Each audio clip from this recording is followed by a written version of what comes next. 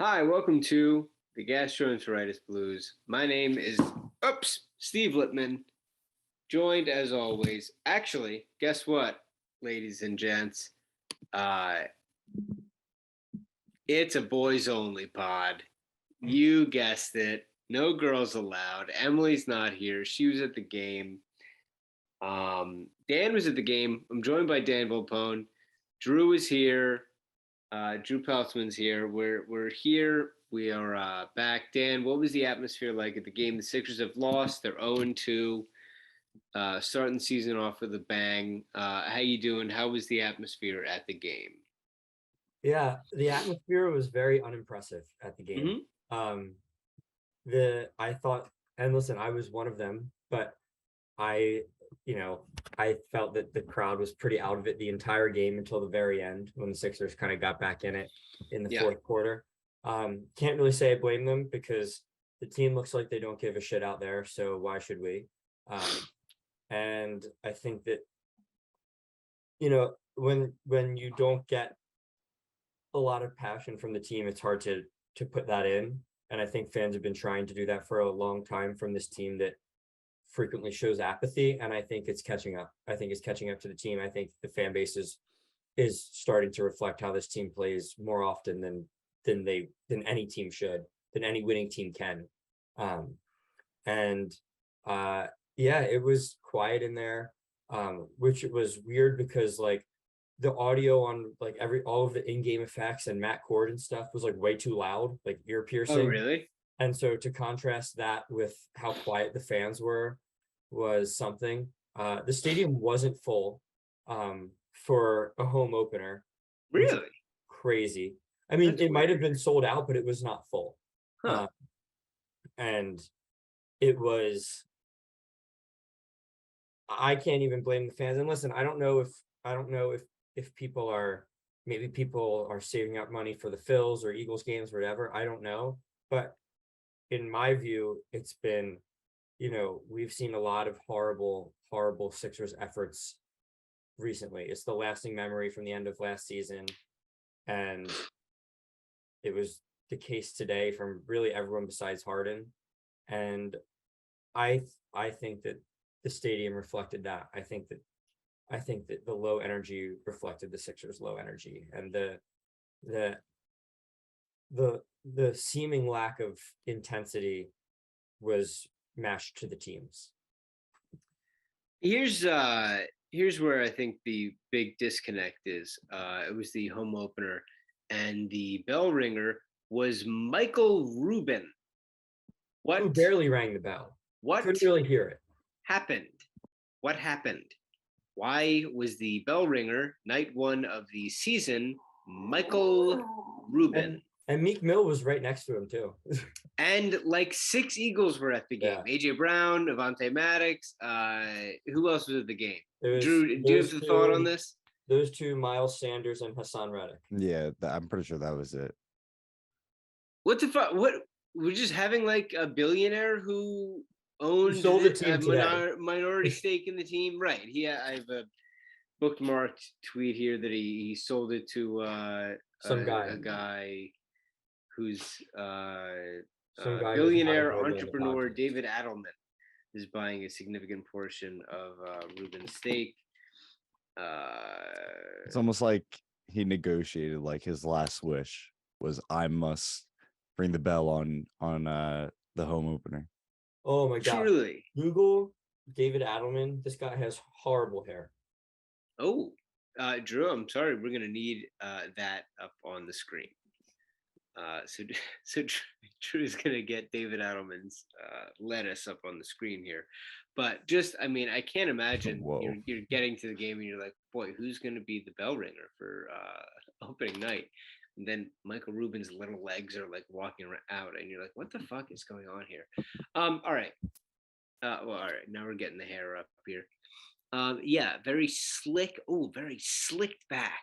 He looks like a villain. Don't like it. No, thank you.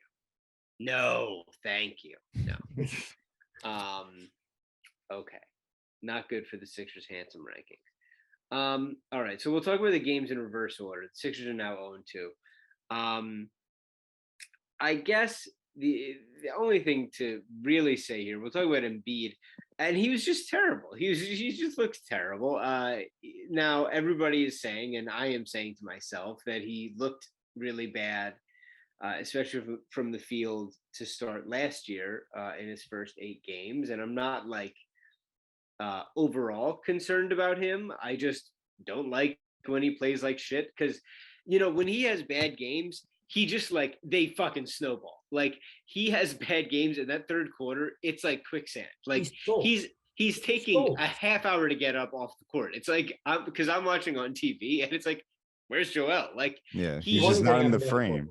Like he probably got fouled by Lopez on some of these post moves, but he didn't get the call. Then it's like 8 seconds of the shot clock are going, and it's like Lopez is like wide open, and it's like, is Embiid okay? Like, am I looking for a tweet that's like Embiid's holding his knee? And it's like, no, he's not. He's just like, so, these bad games just get exasperated by his like frustration. And I know that part of it's that he cares a lot, but like he needs to get over that, because he's going to shoot poorly from the field a lot, because it's just what happens, because he takes jump shots and he's really an amazing player. But when he has bad games, he needs to like get over it in his head and affect the game in all the other ways that he can affect the game. Because games like this, game 2 of the season, who gives a shit? But like when the games really matter, they can't happen like this, because that'll be the bigger problem.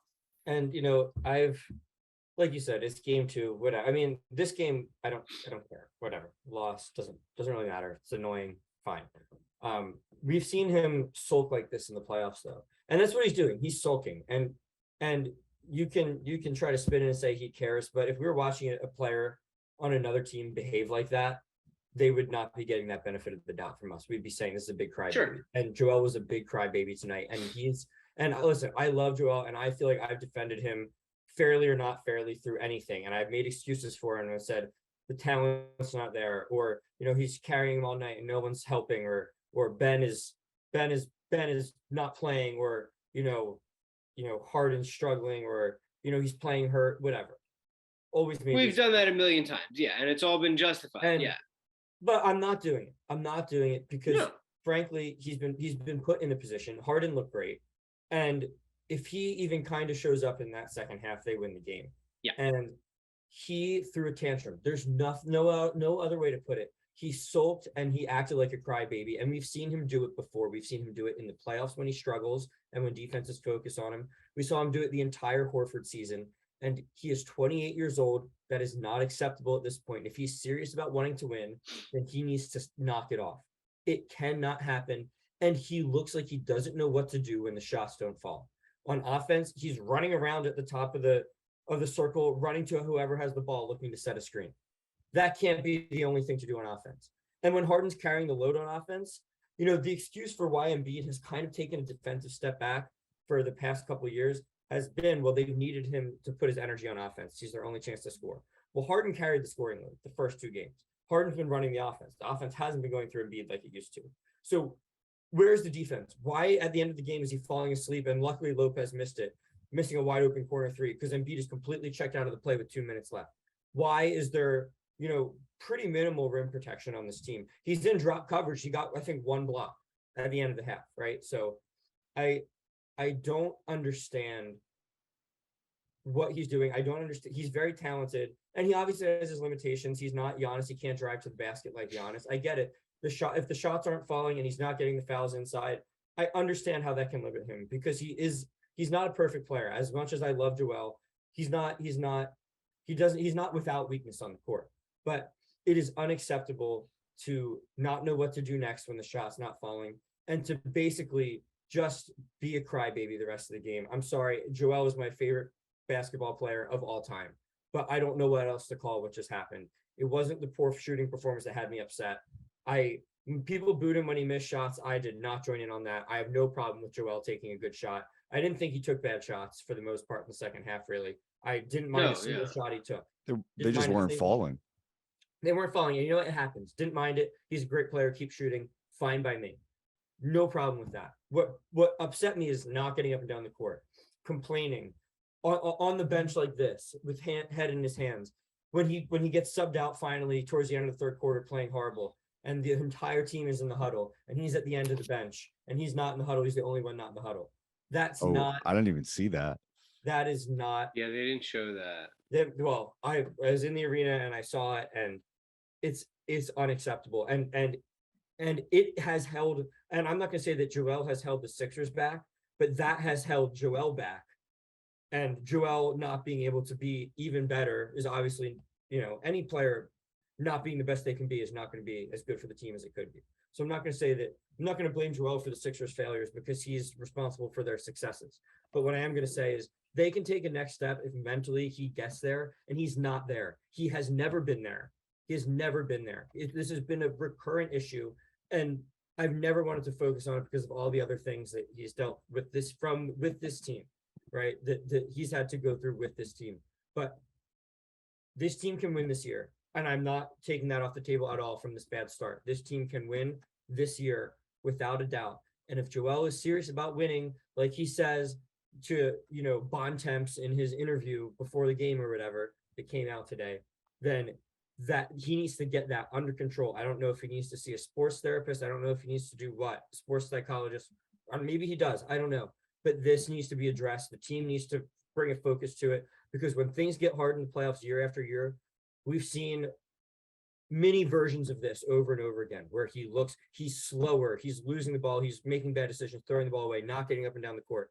It cannot happen. Effort has to be there. This is game 2, whatever. But when the playoffs come and the effort's not there, and you know what? It was a problem last year, and I wasn't going to grow him for it because he was playing hurt. But the effort on the court was not consistently there from him in the playoffs, and they're not going to win like that.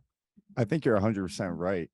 And I think what Steve said earlier about him not being able to finish games plays right into that. Even if you're having a bad game offensively, like Joel had tonight, you got to put it away for when you come back in the fourth quarter and just be a leader and hit 1 or 2 shots to just carry the team through the final stretch. You're sitting on the bench watching James Harden bring the team all the way back from a double-digit deficit that honestly was ugly, like from everyone, including James Harden. I don't know what Doc was trying to run those last 5 plays. There was nothing being run. It was walking around. It was just like half-hearted screens. I mean, some of them were Embiid, some of them were PJ, and I think Embiid's not a good screener. So yeah, I mean, I was confused. They look so sloppy these first 2 games. Embiid isn't carrying the load in the last 2 minutes of the game when we have Harden. What did they work on in Charleston? I mean, they look so discombobulated and disorganized at the start of the season, which I agree has happened in the past, and especially with Joel. But when we make an effort to go travel away and for training camp and it looks this ugly, I think it plays a little bit either into Doc or Joel not having the leadership, because James is showing it right now. Well, and it's both, right? Like, I mean, and really, I don't think the defense. Doc is an offensive guy, right? That's Doc's background in coaching, and I really don't love that Joel's still in this drop coverage with some of the defenders they were able to add this offseason. Guys like PJ Tucker, who are actually playable, right? Not like Matisse, who, by the way, they brought Matisse and House in for defense and immediately gave up a wide open 3 to Wes Matthews. I haven't gotten to rewatch that play, so I'm not blaming either of them. But when they put their defensive line, that was it was Tobias. Yeah. But I wasn't blaming either of them by saying their names. But my point being, when you put your defensive lineup on the floor and completely melt down defensively, that's not good. But the offense looks. It's either Harden creates something or there's nothing, and it doesn't look that hard for other teams. They're not really running anything besides hope Harden figures it out. And part of that might be that they're so used to going through Embiid, and Embiid's used to them going through Embiid, and that wasn't working, and Embiid looked lost. But frankly, I haven't been hesitant to criticize or defend Doc when I think it's fair. Like, I think I'm pretty in the middle on him. I wouldn't be sad if they fired him tomorrow, and I wouldn't be sad if they didn't. I mean, I don't think he's the best coach for the team, but I think that he's maybe league average or slightly worse coach. I definitely don't think he's the 30th best coach in the league. But I've been so unimpressed by the offense to start the season. I mean, I don't know what they're doing out there. It looks like they're doing nothing. And to me, the caveat for that would be that they played like probably the two best defenses in the East. Immediately. It's not that they're running good possessions and the Bucks are just playing good defense and you get to the end of the shot clock and nothing was there. It's like they're standing around and doing nothing to get looks, doing nothing. It looks like they're not running anything. Like if you run something and it doesn't work, maybe you criticize Doc for that. Really, I don't know the X's and O's to ever criticize Doc on offense. I mean, he is a good offensive coach historically throughout his career. And really, when we talk about his team's meltdowns, it's been, the exception being Ben, who was an offensive disaster. But really, it's been putting like Harrell in, who's an offensive player who's getting eaten up on defense. It's been ignoring the defensive side of the ball. Doc is a good offensive coach. I don't know. I feel like they're not doing anything out there. Like it's just Harden figured out. Maybe set a screen for him. There's very little going on offensively. Like there's so many guys standing still. Yeah, and we caught the Bucks on a really weird shooting night. They came out extremely hot, like 7-10, I think it was, in the first quarter, and they kind of tuckered out, let us come back if we had any like semblance of an offense, which as you said, we did not. So I mean, we played the Celtics. Yeah, they were definitely one of the best teams in the East, and they showed it and played like it. But I mean, the Bucks they live and die by the three, and I think they will once again this year. And I think that team that we played tonight lived and died by the three, and we had a whole half or more to catch up and take the lead, and we just didn't. I don't blame. The end of game offense really got stuck tonight, and that was frustrating, and maybe it's just hard to. I guess it's hard, on one hand, I'm like, it's hard to run end of game plays against set defenses, but on the other hand, it's like other teams get fucking good shots all the time when I'm watching these games. Yes. But my biggest Doc thing was during that Embiid disaster class in the third quarter. It seemed like there were 5 straight minutes where I was screaming at the TV, get him out of the game. Yeah. Like, take him out of the game. Like, let him sit down. The plan was clearly to have him right. It reminds me of in the NFL when they script the first however many plays and he just wouldn't come off the script. Like, put in one of the backup centers, pick one. I don't give a shit. Like, he was melting down.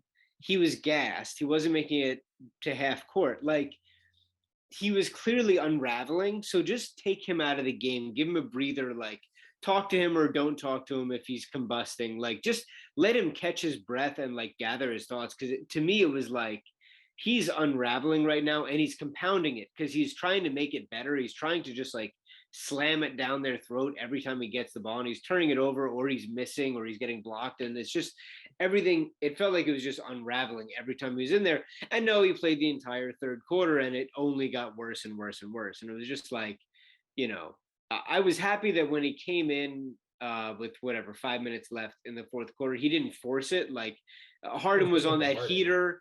Like he didn't, go right after it and all of that kind of stuff. Because Harden, we should transition to, like, but I just think that he could have taken him out of the game. And I know that he's not thrilled with the backup centers right now, but it's not about that. I think it's just like stopping the bleeding with Embiid, because you could have salvaged some of that quarter. I feel like if you just take the guy out who's fucking everything up, who unfortunately is your best player.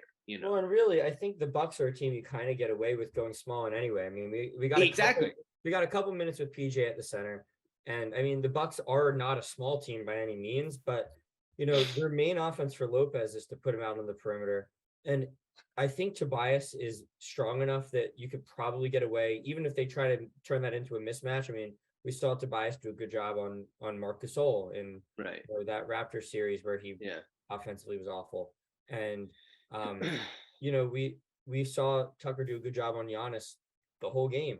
I mean, Lopez really isn't a rebounder. Obviously, you see some with Tucker, guarding Giannis in the rebound department, but they're going to get out rebounded anyway, and Tucker's helped with that. I felt so far. He looks good, and Harden's doing a good job rebounding. But right, and that actually might have been Embiid's one good area tonight, as he did fight for some rebounds. Right.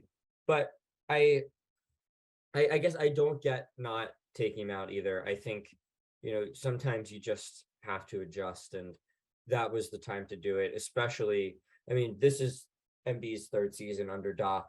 We've seen him have nights like this before. When is someone going to figure out, like, how do we handle this, right? Like, yeah, just notice it when it's happening. It's just like, no, he's doing the thing here where he's like, forcing it. And everyone knew what was the whole fan base has seen this before from him. We knew what was coming. We knew it was happening, and it was just kind of ignored. I mean, it is what it is. I get it's, the counter argument is, this is not a game you have to win. It's the second game of the regular season, and he just wants to let these guys get some run. But I think that the right decision, regardless of even trying to win the game, was take Embiid out and try to just to work on his attitude, his confidence, whatever. Because, I mean, really, I think as a coach, you should be giving minutes to the guys who earn it anyway. And, like, I'm not saying, like, Embiid on a normal off night is still earning those minutes, but tonight was just so bad that it was, and the attitude in particular was so bad that it was like, you know what, put someone in who's going to show better attitude out there. This was my thought. And and really the comeback came with him on the bench, right? Like, oh yeah, that 11-0 run, and I don't think Harden and none of that had to do with Harrell. Harrell didn't do anything special, but it was like, get Embiid out of there because he's dragging everything down. Like, he was like sulking and playing bad, and just take him out. And they played way better without him.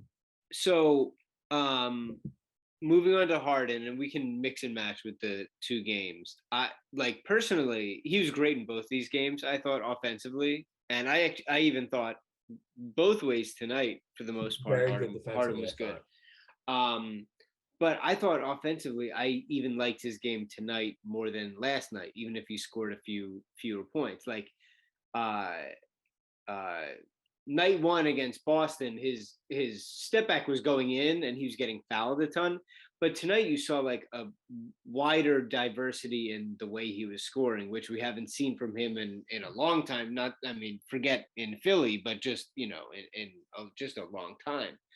And he was making big shots down the stretch against Drew Holiday. Like, he was just really into it. And also, like, just, if you want to talk body language with Joel, you talk about it with Harden, and he was just like really into the game, and he was getting his hands in there for steals. He was going up for rebounds. He was finding guys. We know he's a great passer. He hit a couple threes, I think. An incredibly encouraging start from him. And, everybody's watching him in preseason and being like, I don't really see anything different. And it's like, well, here's the different stuff. Like, his drives are different. He's not blowing past people and posterizing anyone, but he's like using his strength and his footwork, and he's shooting mid ranges, and he's just like using his smarts. Like, it's been really cool to see him be this really impressive scorer and playmaker. So excellent returns from him. Yeah, all the shots that he looked like he had no legs on last year, like the runners in the lane when he had them, the mid-range shots that just always looked bad. It always looked like he wasn't even getting off the ground when he was shooting them. Like, those were the shots that he was dominating with tonight. And floaters. Like, yeah. And I mean, he hit, I don't know how many threes he actually hit, because he hit, I know he had at least one, but I know he hit the one after the dead ball and the one after the illegal screen, and his shot looks good. But really the area that he was great in was the mid-range and those floaters. And, defensively and rebounding, he played a good game. Passing was great. And, his ball handling put so much pressure on the defense. I mean, Holiday is like bouncing around out of position on him, and Holiday is one of the very best defenders in the league. So even without the bursts, he gets guys moving all over the place. And really, most of Joel's points were off of like passes from Harden, like where something easy was created. He wasn't really creating anything for himself. Not to harp on him again, but Harden's looked great the first two games, and I think that's the biggest reason I've come out of these first two games with kind of a shrug.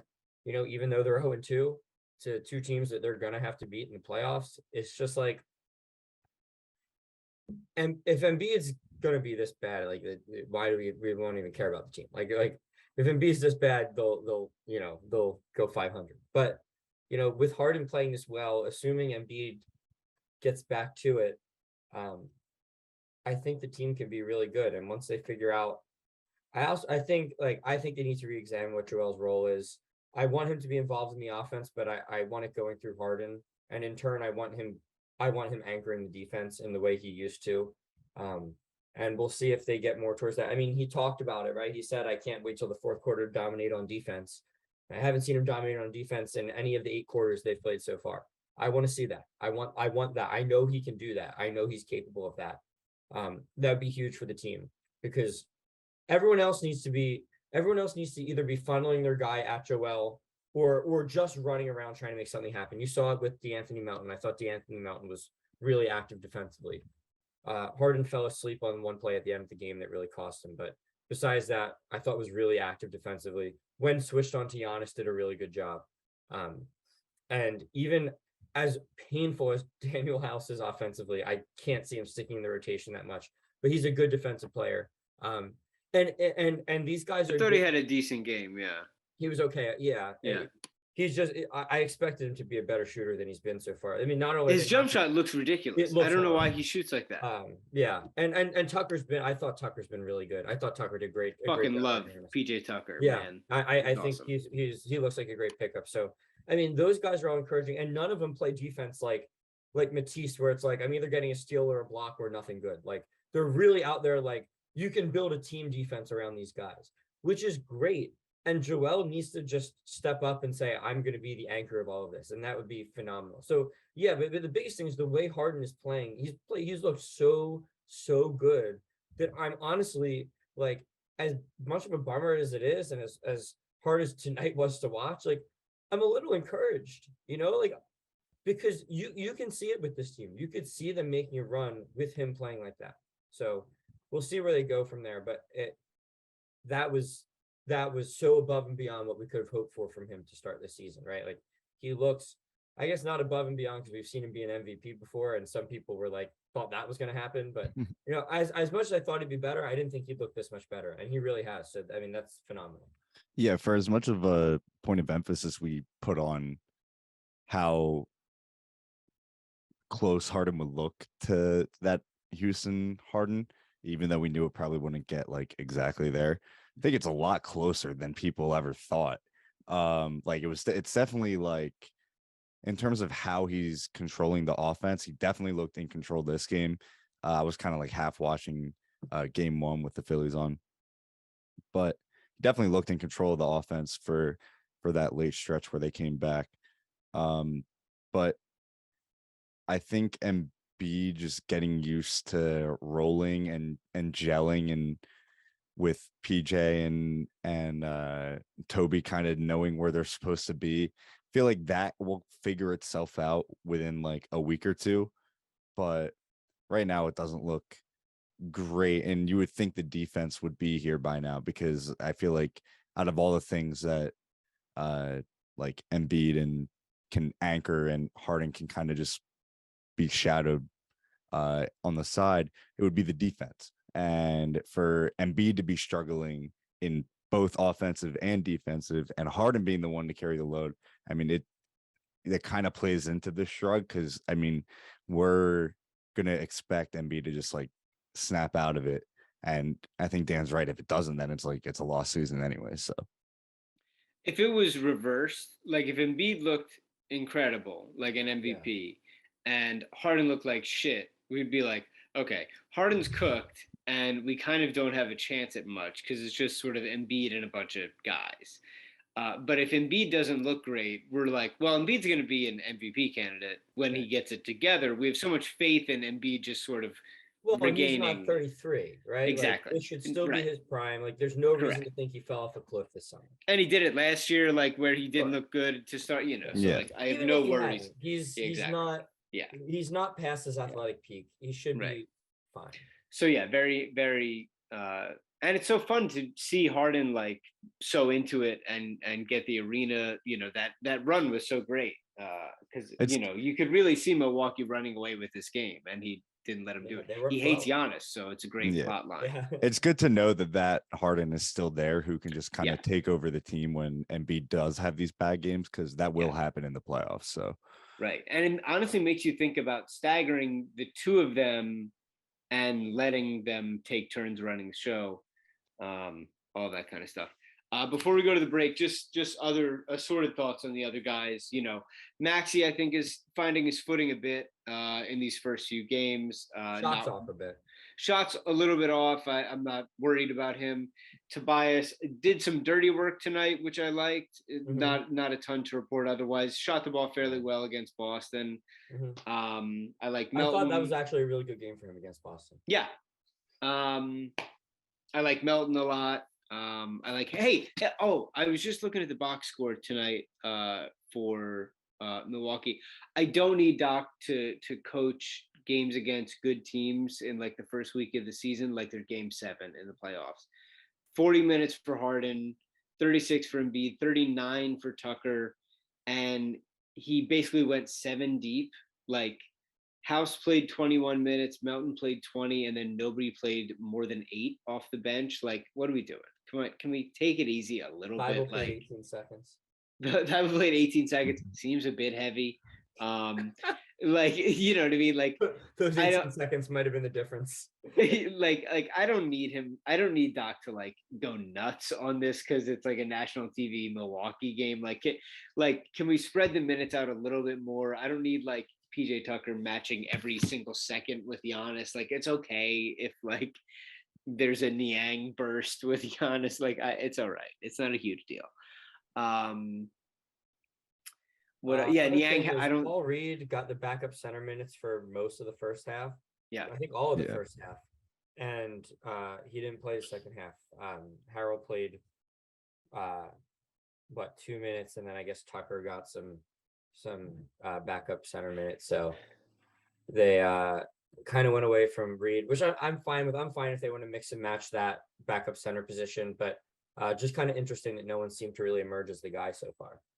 I think that I think Doc went to Harrell in the second half because I think at that point they were down 13 or so and they really needed offense. Yeah, I was fine with it. I don't hate that. I really like that B-Ball Paul got the first look in the first half. And I would have, all things being equal, I would have liked him to finish it out. I don't think he did much of anything one way or another in the first half. He had one rebound. Yeah, one rebound. It was a great rebound. I thought the PJ minutes at center were good minutes. So anyway, couple easy games coming up in terms of we'll get to them at the end, but we have San Antonio and Indiana coming up, so those will be nice. All right, we're gonna take a break and then we'll go around the league, talk about the Phillies, and we'll be right back. Here's a break.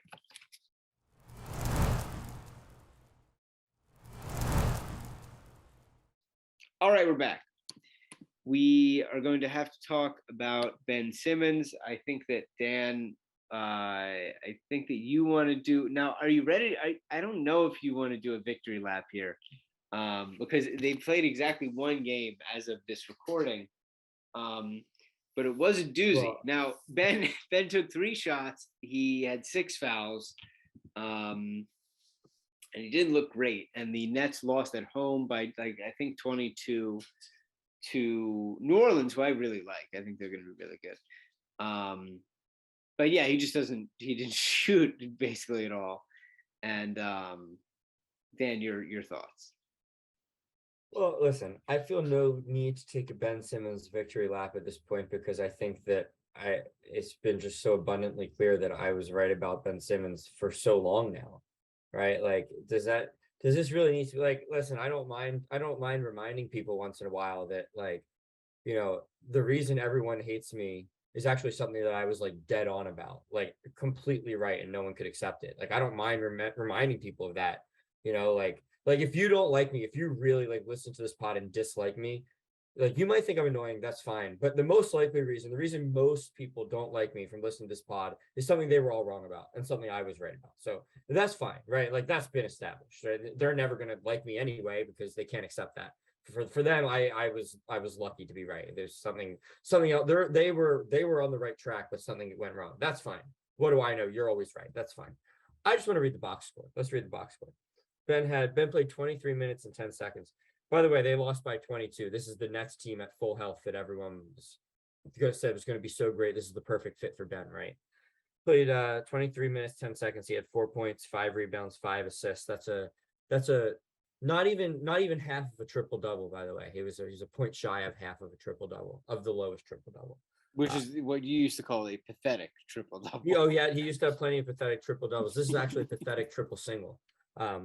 He had 0 steals, 0 blocks. So I also didn't watch that game, but I heard he was really just giving Zion a ton of space, and it didn't matter, and he couldn't stop him. And Zion guarding him like Ben Simmons. Yeah, guarding like Ben Simmons, except Zion ran through him and scored every time. He was 2 for 3 from the field, very impressive. Didn't take a 3. I know a lot of people were counting on him really changing his attitude and coming back and his shot looking great and taking threes. I'm surprised it didn't happen. All of these people have been so sane in their Ben takes so far. I thought that wouldn't be good. 0 for 2 from the foul line, shocker. He was also had 3 turnovers, of course, the 6 fouls, and he was a minus 26 in a 22-point loss. So that is just real, but minus 26 in his 23 minutes and 10 seconds. So I think that's pretty impressive. That was like, I mean, Dwight would have a hard time fouling out in those minutes. I think that was just elite stuff. So I mean, listen, that's all I need to do is read the box score. I think that's all that needs to be said here. Drew, your thoughts? I mean, coming from someone who used to be, and keyword used to be, a big Ben Simmons fan, I think it just goes to show how like much mentality means in the NBA. Because I mean, this dude had all the talent, and he was the number 1 pick 100%. for a reason, and like, it doesn't matter. You need to have the mentality to just work on your game and get better.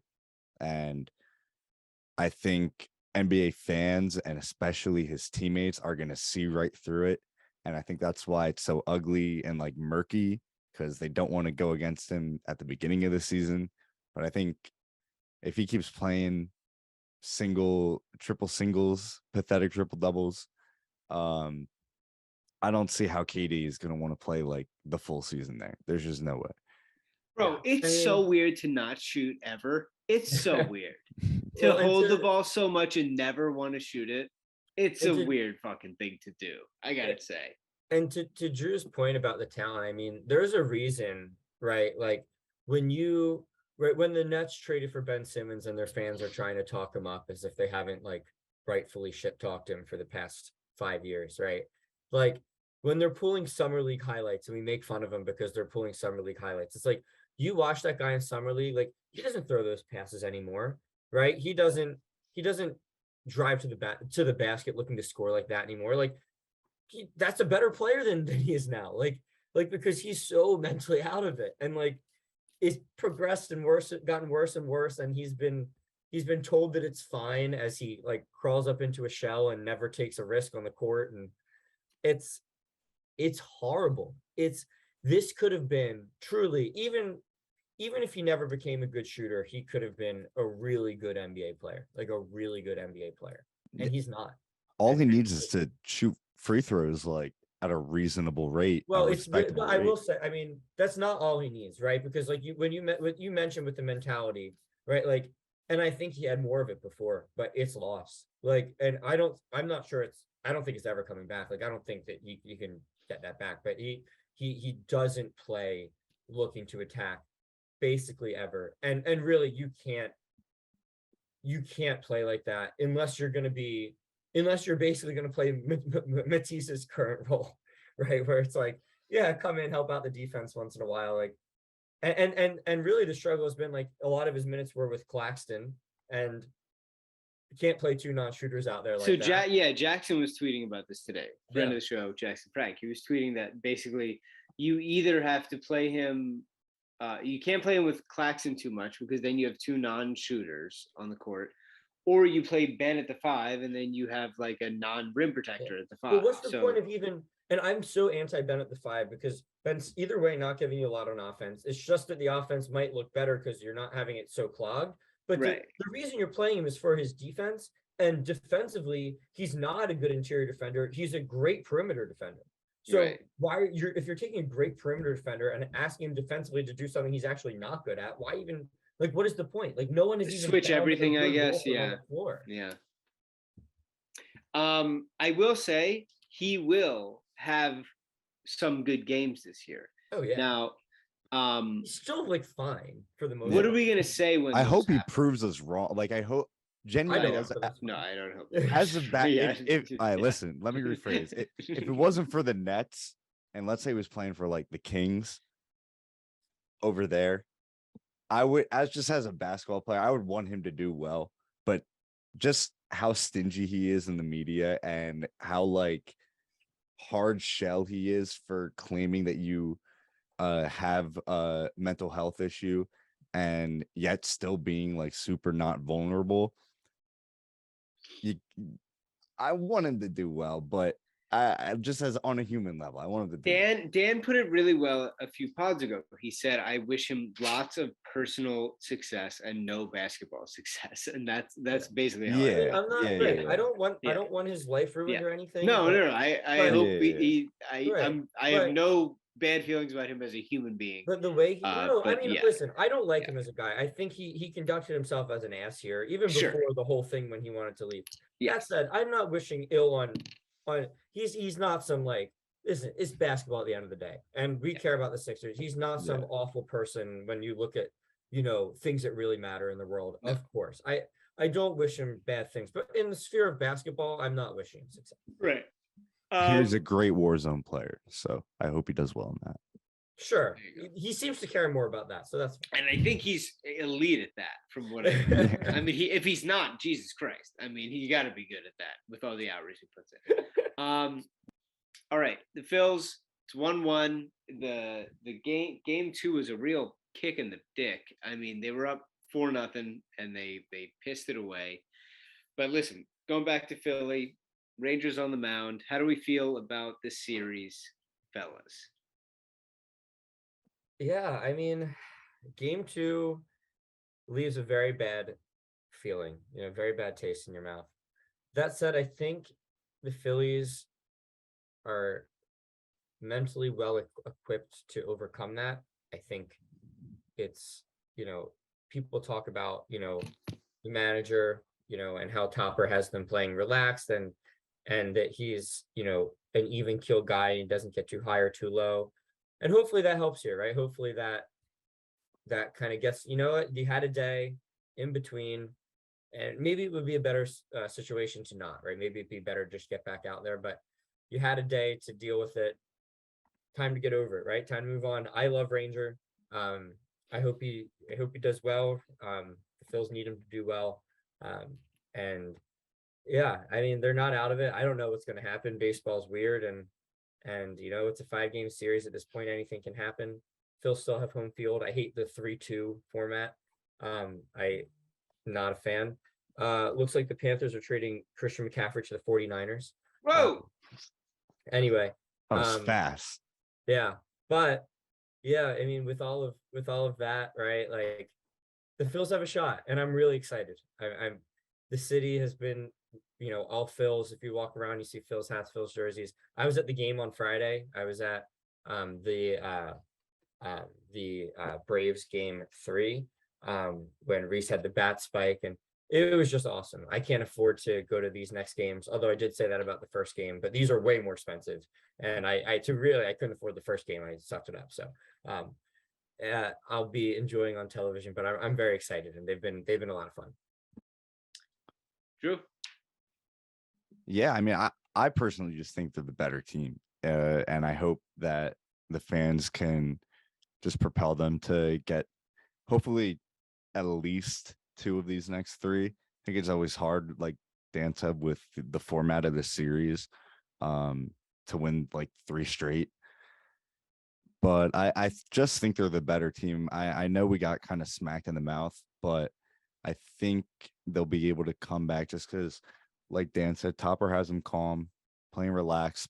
They have the young guys playing like they're veterans. And as long as that continues, I don't think the Padres have enough outside of Machado and Soto. Yeah, I mean, I feel incredibly confident we're winning the series. I think we're going to the World Series. I mean, they blew that game, but I just feel like we're doing this. Like, I got to get a better handle on the AL teams, but I just don't think this San Diego team's going to do it, and I think the Phils have it. So, that's where I'm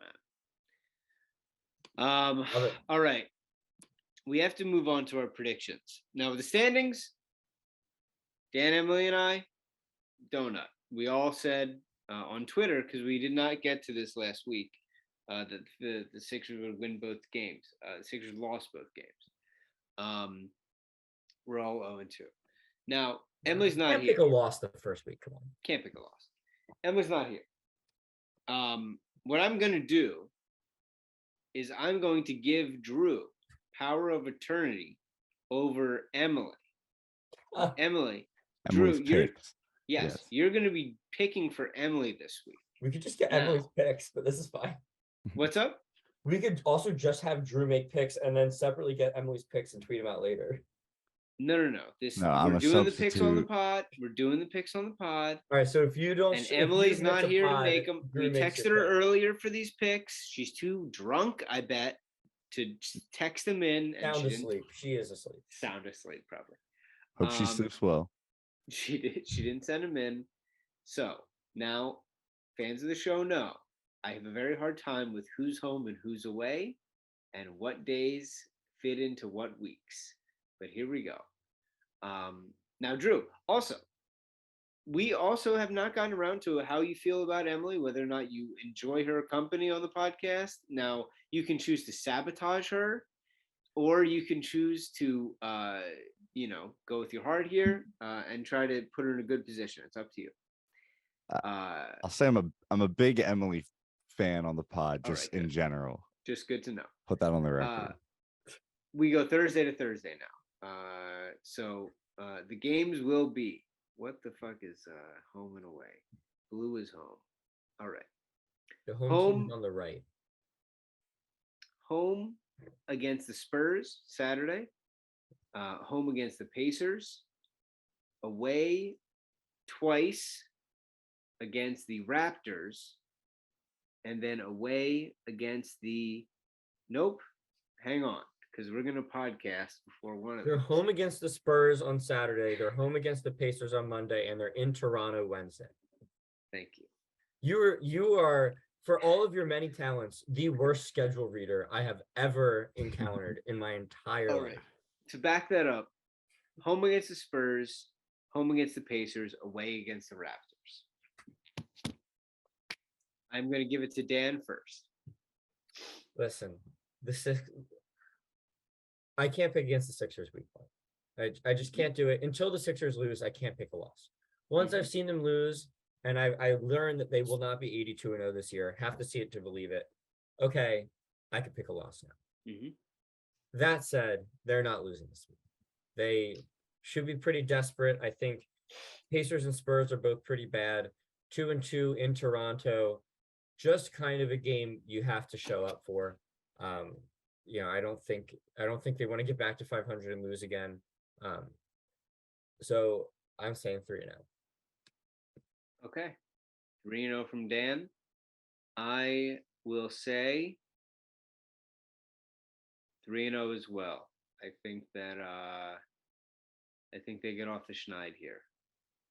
Drew, as Emily, what do you say? Acting as Emily. Right. And I appreciate Emily's vote very, very much. Emily, who's never picked a loss. It's true. Yes, but I think she would appreciate the leverage play to get to the top of the standings. Ooh. Since you both picked 3-0. All losses? if I pick 3 and no, don't get ahead of yourself. If I pick 3 wins and we all win, we'll all be the same, and we'll all be deadlocked no matter what. Mm-hmm. I'm gonna go 2-1. They're gonna win the first 2 and lose in Toronto. Yeah. I'm wondering if any anti-vax stuff comes up again. I'm not sure. Oh, is that still happening? I believe that is no longer happening. Canada, it's over in Canada as well, so we're clear. But I don't know. I think they'll lose in Toronto like they usually do. I would prefer they don't bring Matisse, even if he's allowed to come. Though. Just leave him. You know, if that was still happening, we could only find out new news about guys who I guess. Yeah, House. No, although we could go back to the schedule. They've all played in Toronto, but have they played in Toronto after that date? Because it only went into effect. Because it would be House, it would be Melton, it would be Tucker. But I mean, they might have Harrell. Yeah, you're right. They might have. And anyway, Tucker must have because he was in the East. Right. All right. So 3-0 from Dan and I.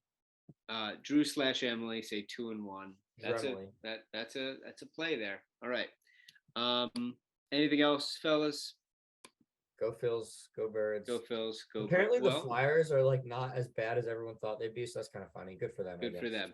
Oh, and people keep saying dupe about the local soccer team. Good for them.